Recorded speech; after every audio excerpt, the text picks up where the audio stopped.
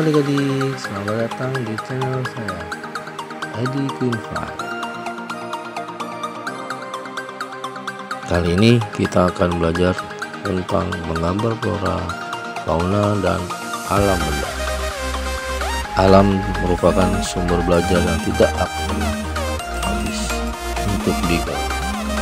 Selain flora dan fauna, benda-benda alam juga dapat dijadikan sumber inspirasi dalam menggambar. Keanekaragaman flora dan fauna dapat menjadi sumber inspirasi dalam menggambar. Di sini akan ditampilkan gambar burung yang sering digambar menjadi objek atau motif, baik pada ukuran kayu maupun motif batik di atas kain.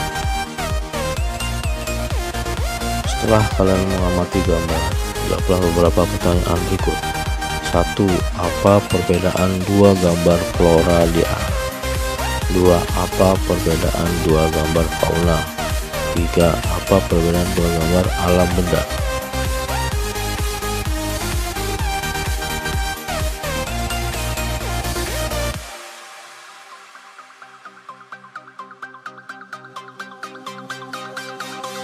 Cermatilah contoh gambar yang tadi dan berikan pendapatmu.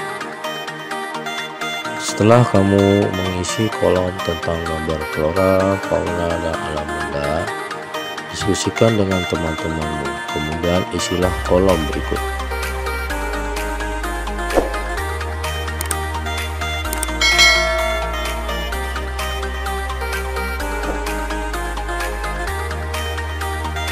Menggambar tidak hanya melibatkan aktivitas fisik semata, tapi juga mental.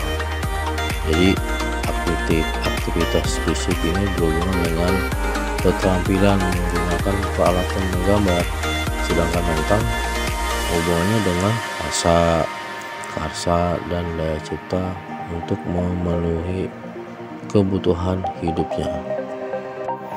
Manusia dalam melakukan aktivitas menggambar pasti memerlukan media, alat, serta bahan yang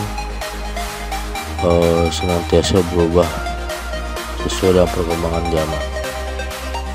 Manusia melalui menggambar dapat menyampaikan gagasan, ide, serta simbol sebagai salah satu bentuk ekspresi. Jadi menggambar merupakan salah satu sarana untuk mengekspresikan diri. B. Objek menggambar. Menggambar tidak hanya mengendalikan imajinasi, tetapi juga terkadang memerlukan objek.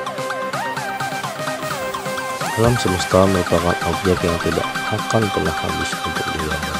Kekayaan flora, fauna, dan alam benda merupakan objek yang dapat digambar. Contoh gambar flora, fauna, dan alam benda.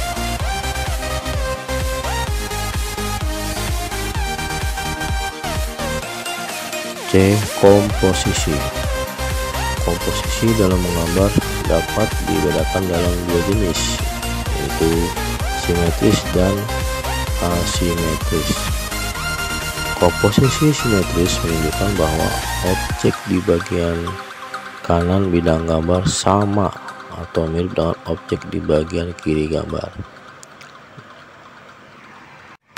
Komposisi asimetris menunjukkan bahwa objek di bagian kanan bidang gambar tidak sama atau tidak mirip dengan objek di bagian kiri bidang gambar, tapi terkesan menunjukkan keseimbangan.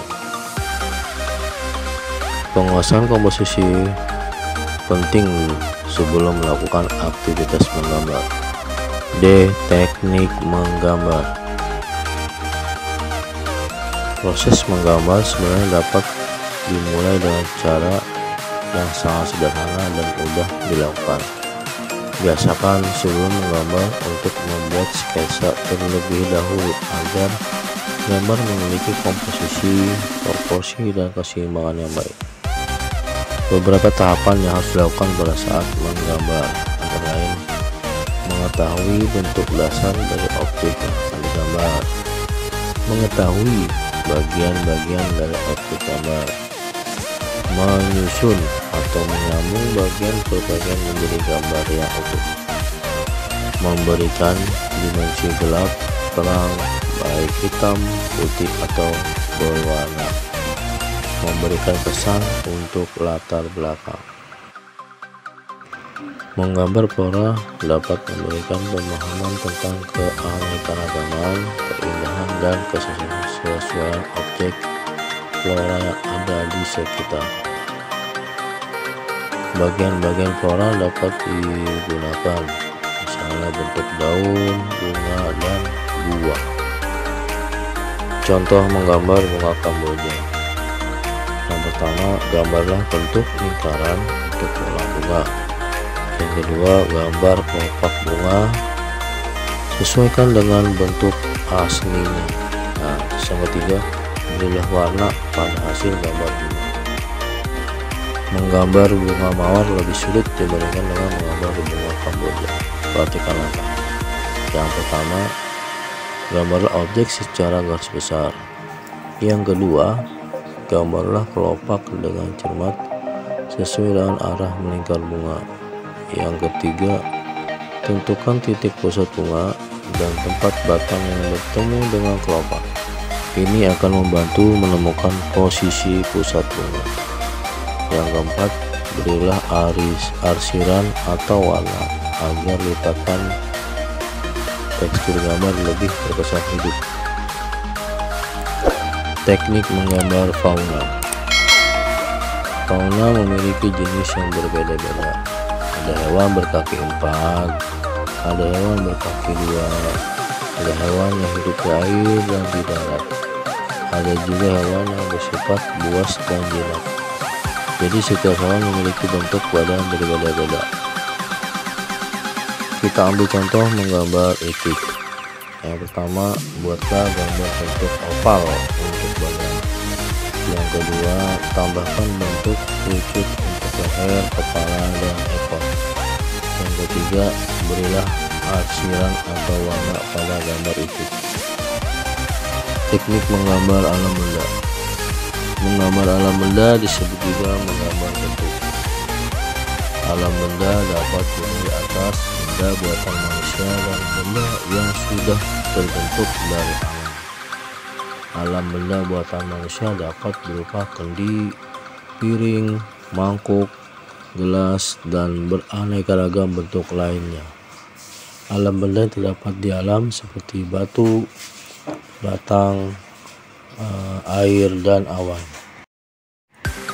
Pada saat menggambar bentuk, sebaiknya memperhatikan hal-hal berikut.